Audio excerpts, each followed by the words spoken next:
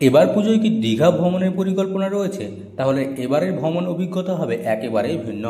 কারণ পুজোর আগে নতুন সাজে সেজে উঠেছে দীঘা। এতদিন সমুদ্রের টান আর ঢেউ যেমন টেনেছে, তেমন বিরক্তিও বাড়াতো সৈকতের ওপর পড়ে থাকা প্লাস্টিক, খাবারের প্যাকেট সহ নানা আবর্জনা স্তূপ। কিন্তু সেই দৃশ্য আর নেই। এক ঝাঁক কলেজ পড়ুয়ার উদ্যোগে এবার দীঘার সৈকত হয়ে উঠেছে ঝকঝকে পরিষ্কার। আসলে আজকে 20শে September international coastal clean up day. তো এনসিসিআর এর উদ্যোগে আমরা এসেছি এগরা সারদা শশীভূষণ কলেজ থেকে। আমাদের একটাই উদ্দেশ্য, এই উপকূল অঞ্চলে যে সমস্ত প্লাস্টিকের দূষণ হচ্ছে সেটা যাতে নির্মূল করা যায়। শনিবার আন্তর্জাতিক উপকূলীয় পরিষ্কার দিবস। এদিন জাতীয় উপকূলীয় গবেষণা কেন্দ্রের সহযোগিতায় এগরা সারদা শশীভূষণ কলেজের কয়েকজন পড়ুয়া দল বেঁধে নেমে পড়েন সৈকত পরিচ্ছন্নতায়। হাতে গ্লাভস, ব্যাগ আর অগাধ উদ্যম। কয়েক ঘন্টার মধ্যেই সৈকতের রূপ পাল্টে যায়। বালুকা বেলায় আর নেই সেই আবর্জনা স্তূপ, সামনে শুধু পরিচ্ছন্ন সমুদ্র আর সুন্দর দীঘা।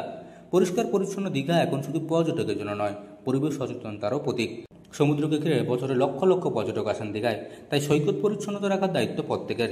কলেজ পড়ুয়াদের এই উদ্যোগ স্থানীয় মানুষ ও পর্যটকদের মধ্যেও নতুন বার্তা ছড়িয়ে দিল। আন্তর্জাতিক উপকূলীয় পরিষ্কার দিবসে একদিকে প্রশাসনের তরফে বিভিন্ন কর্মসূচি, অন্যদিকে এগরা কলেজের পড়ুয়ারাও দল বেঁধে নেমে পড়েছে সৈকত পরিষ্কারের কাজে। সব মিলে দীঘা পেয়েছে এক নতুন রূপ। সমুদ্র তীর হয়ে উঠেছে আরও ঝকঝকে, আরও পরিচ্ছন্ন, যা পুজোর আগে পর্যটকদের জন্য বিশেষ আকর্ষণীয় হয়ে উঠেছে।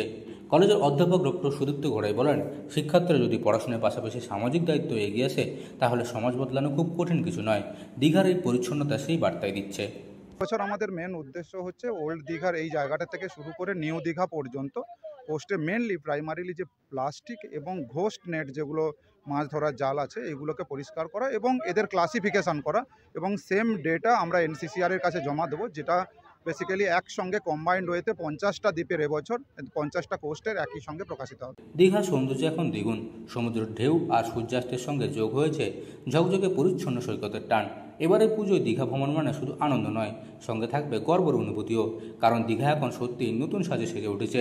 পূর্ব মেদিনীপুরের দীঘা থেকে মদন মাইতি রিপোর্ট, লোকাল 18 বাংলা।